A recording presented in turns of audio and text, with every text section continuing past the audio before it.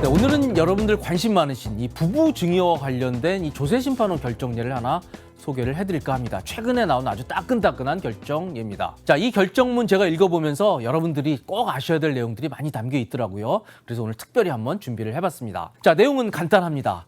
2021년 5월 28일 날 남편분이 사망을 하셨습니다. 그래서 정상적으로 상속세를 신고 납부했습니다. 하지만 그 다음에 국세청이 잘못됐다라고 그렇게 경정 고지를 했습니다. 자, 문제는 역시 이게 사전 증여였습니다. 2016년부터 2020년까지 이 남편 계좌에서 아내 계좌로 갔던 계좌 이체 내역이 문제가 됐습니다. 국세청은 이걸 사전 증여에 포함시켜야 된다면서 상속세를 더 내라고 그렇게 통지를 한 거죠. 그러면서 이 문제가 시작이 됐습니다. 자, 이 상속인들은 반발을 했습니다. 특히 망자의 아내분이 반발을 했습니다.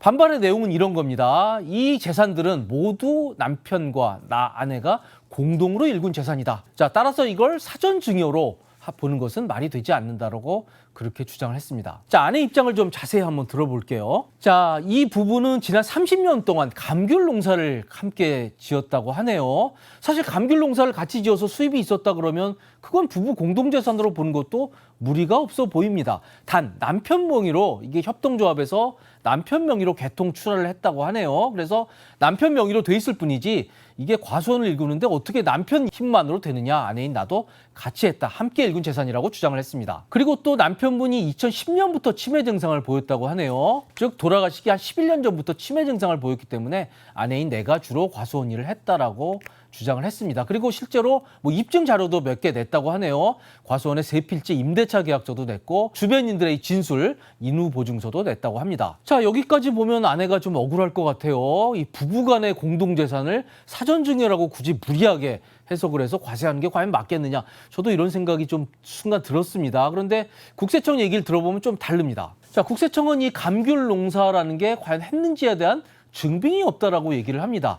제가 이 부분에 대해서는 구체적으로 더 알 수가 없습니다. 아무튼 국세청은 증빙 자료가 없다라고 그렇게 얘기를 합니다. 그리고 또 이 사전 증여에 대해서 집중적으로 문제를 삼았는데요. 이 성격에 대해서 아주 디테일하게 얘기를 합니다. 우선 첫 번째, 계좌 이체됐다라고는 그 돈을 보면 정기예금을 깬 것을 이체를 했다라고 합니다. 한마디로 증여 성격이 강하다는 거죠. 그리고 생각보다 이 액수가 고액이었다고 합니다. 자, 그럼 여러분들이 이 대목에서 이렇게 말씀하실 겁니다. 아니, 부부라는 게 증여 공제가 있고 또 상속에서도 뭐 최대 30억까지 공제해 주는 거로 알고 있는데 뭐 이런 것들이 적용돼야 되는 게 아니냐라고 얘기를 하실 겁니다. 국세청도 거기에 대해서 인정을 합니다. 이건 이미 배우자 증여공제와 상속공제에 이미 적용이 됐고 이 공제를 초과하는 부분에 대해서 문제를 삼는 거라고 국세청은 그렇게 얘기를 했죠. 뭐 당연한 겁니다. 자, 그리고 중요한 거. 이게 만약에 생활비로 줬다 그러면 어차피 남편이 벌어서 아내가 생활비로 썼다 그러면 이건 증여로 보면 안 되죠.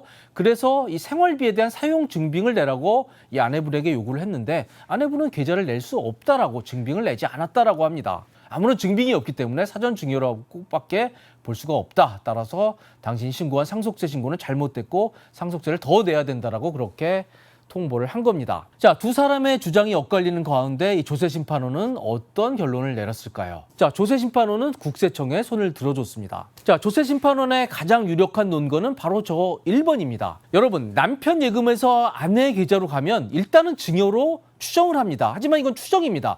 증여가 아니라는 것을 입증을 하면 그거는 바꿀 수가 있습니다. 그런데 입증 책임은 누구한테 있죠? 바로 증여자 혹은 수증자에게 있는 겁니다. 자, 그런데 이게 증여가 아니라고 하는 그런 입증 자료를 내지 못했다. 따라서 국세청이 사전 증여로 받던 그 처분은 정당하다고 그렇게 본 겁니다. 자, 그리고 두 번째, 이 감귤 농사를 같이 지었다고 하는데 그럼 부부가 맺은 이 수입 금액 분배 약정은 있느냐? 그것도 없으니 이거는 같이 농사를 지었다고 보기가 어렵다라고 그렇게 얘기를 합니다. 자, 근데 이건 전 조금 납득이 안 되더라고요. 부부가 같이 과수원 농사를 짓는데 꼭 남들이 하는 것처럼 이 수익 금액 분배 약정을 해야 되느냐, 조금 납득하기 어렵습니다. 아무튼 뭐 조세심판은 그렇게 얘기를 했습니다. 증빙 자료가 없다는 겁니다. 자, 그리고 더 중요한 건 이거죠. 뭐 이체 시기나 금액 같은 걸 봤을 때 과연 이 사전 증여가, 이체한 사전 증여가 이 감귤 농사와 연관성이 있느냐, 이걸 도저히 그렇게 인정할 아무런 근거가 없다.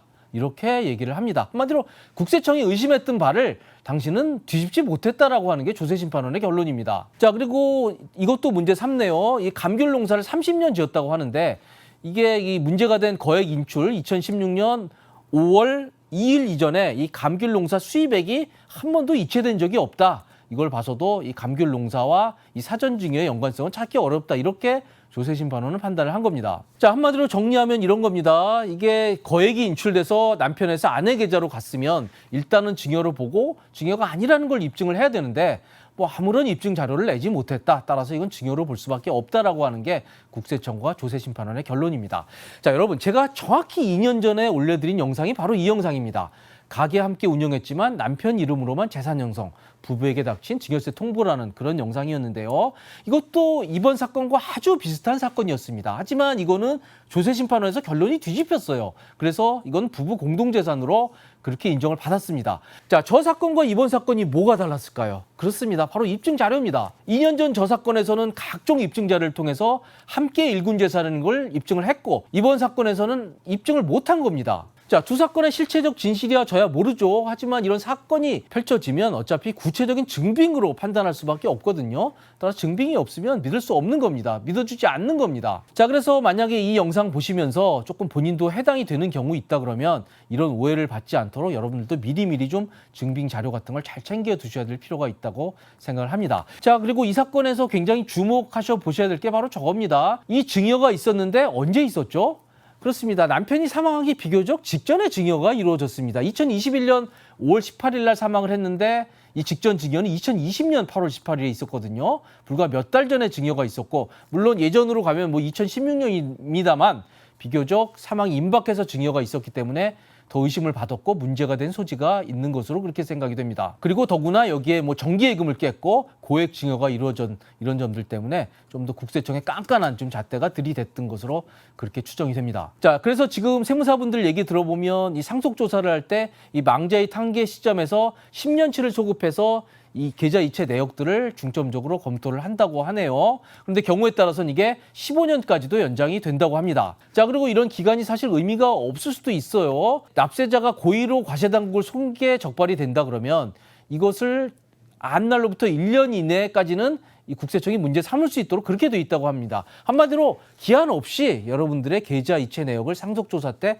다 볼 수 있는 근거 규정들이 있다. 이렇게 생각하시면 될 것 같아요. 그리고 아시다시피 우리나라 상속조사는 이 열거주의가 아니라 포괄주의입니다. 한마디로 의심이 닿으면 모두 다 볼 수 있는 것으로 그렇게 돼 있기 때문에 생각보다 상속조사는 굉장히 엄격하고 까다롭고 무서운 존재라는 것을 꼭 기억해 두시기 바랍니다. 자, 저희는 최근에 나온 이 조세심판원, 이 부부 증여 사건을 토대로 부부 증여에서 여러분들이 주의할 점에 대해서 살펴봤습니다. 지금까지 시청해 주셔서 감사드립니다.